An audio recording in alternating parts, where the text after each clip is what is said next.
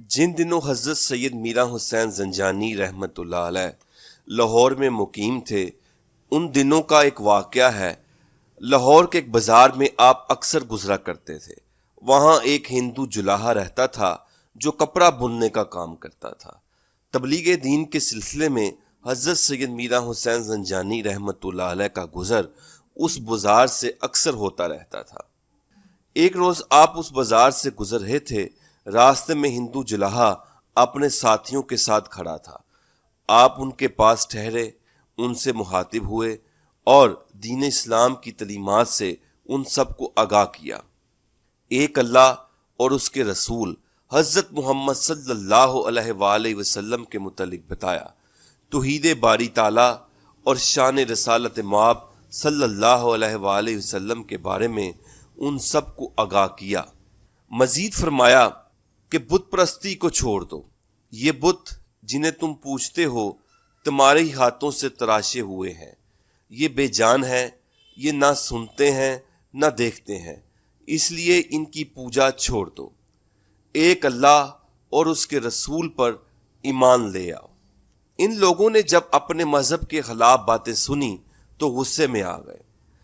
دین اسلام کا پیغام گوش گزار کر کے حضرت سید میرا حسین زنجانی رحمۃ اللہ علیہ وہاں سے روانہ ہو گئے۔ کچھ عرصے کے بعد حضرت سید میرا حسین زنجانی رحمۃ اللہ علیہ کا گزر پھر اسی بازار سے ہوا۔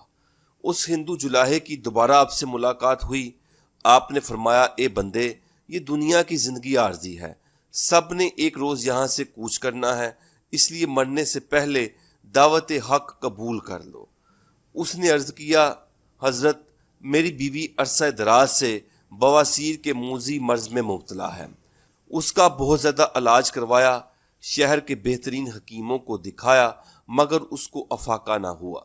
اس پر آپ نے فرمایا کہ شفا اللہ تعالیٰ دیتا ہے، طبیب کی دوا صرف سبب بنتی ہے۔ پھر اس نے آپ سے کہا، اگر آپ سچے دین کا دعویٰ کرتے ہیں تو اللہ کی بارگاہ میں میری بیوی کے لیے دعا فرمائیں کہ اللہ اس کی بیماری دور فرمائے۔ اس نے مزید کہا، میری بیوی پر بعض اوقات بیماری کی اتنی شدت آتی ہے کہ اس کی تکلیف مجھ سے دیکھی نہیں جاتی۔ اس پر آپ نے کہا کہ اللہ تعالیٰ تیری بیوی کو شفا دینے پر قادر ہے، لیکن یاد رکھو یہ تو بدنی بیماریاں ہیں جو آتی جاتی رہتی ہیں، مگر کفر و شرک کی بیماری سب سے بڑی اور بری بیماری ہے جس میں تو مبتلا ہے۔ اس کا علاج یہی ہے کہ تو اسے ترک کر کے دین حق کا پیروکار بن جائے۔ اس کے بعد آپ نے اس کی بیوی کے حق میں شفا یابی کی دعا فرمائی۔ تھوڑے عرصے میں اس کی بیوی کا مرض اللہ تعالیٰ کی مہربانی سے ہمیشہ کے لیے ختم ہو گیا۔ ایک روز آپ کی ملاقات اس سے پھر ہوئی۔ آپ نے اس سے پوچھا کہ تمہاری بیوی کے مرض کا کیا حال ہے؟ اس کی زبان سے یہ بات نکلی، اللہ تعالیٰ نے آپ کی دعا سے اس کا مرض ختم کر دیا ہے۔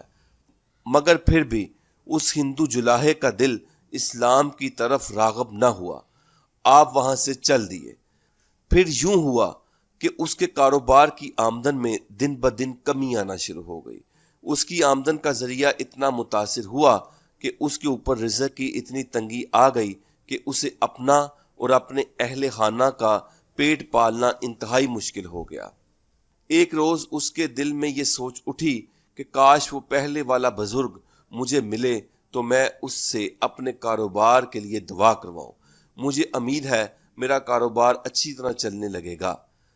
آخر ایک روز آپ اسی راستے سے گزر رہے تھے تو اس نے آپ کو بلایا اور آپ سے کہنے لگا، حضرت، آپ دعا فرمائیں کہ میرا کاروبار پہلے کی طرح چلنے لگے اور رزق کی تنگی دور ہو جائے۔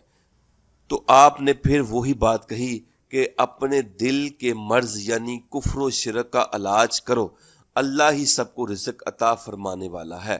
اس نے دوبارہ التجا کی، حضرت، میں اور میرے اہل خانہ مالی طور پر اتنے تنگ ہو گئے ہیں کہ ہمیں 2 وقت کا کھانا بھی میسر آنے میں انتہائی مشکل کا سامنا کرنا پڑ رہا ہے۔ آپ نے اسے کہا، اللہ سے مانگو، وہ تیری مشکل کو دور فرما دے گا۔ آخر اس نے بلند آواز سے کہا، یا اللہ، میرے حالات کو بہتر فرما دے تو میں دین حق کو قبول کر لوں گا۔ آپ یہ کہہ کر اور آپ وہاں سے چل دیے۔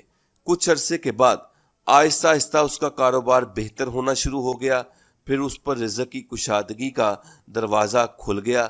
آخر ایک روز اس کے دل میں احساس ہوا کہ اللہ کا بندہ مجھے جس دین کی طرف بلا رہا ہے وہ برحق ہے۔ اس کے بعد اس کی ملاقات پھر ایک روز حضرت سید میران حسین زنجانی رحمۃ اللہ علیہ سے ہوئی، تو اس نے کہا حضرت آپ مجھے کلمہ پڑھا کر دین اسلام میں داخل کر دیں۔ آپ نے اسے کلمہ پڑھا کر مسلمان کر دیا۔ پھر گاہے گاہے آپ اس سے ملاقات کرتے رہے، اسے دین اسلام کی تعلیمات سے روشناس کرتے رہے، اسے ارکان اسلام کے بارے میں بتاتے رہے۔ بلاخر آپ کی تبلیغی کاوشوں سے ایک ہندو دین حق کی راہ پر گامزن ہو گیا۔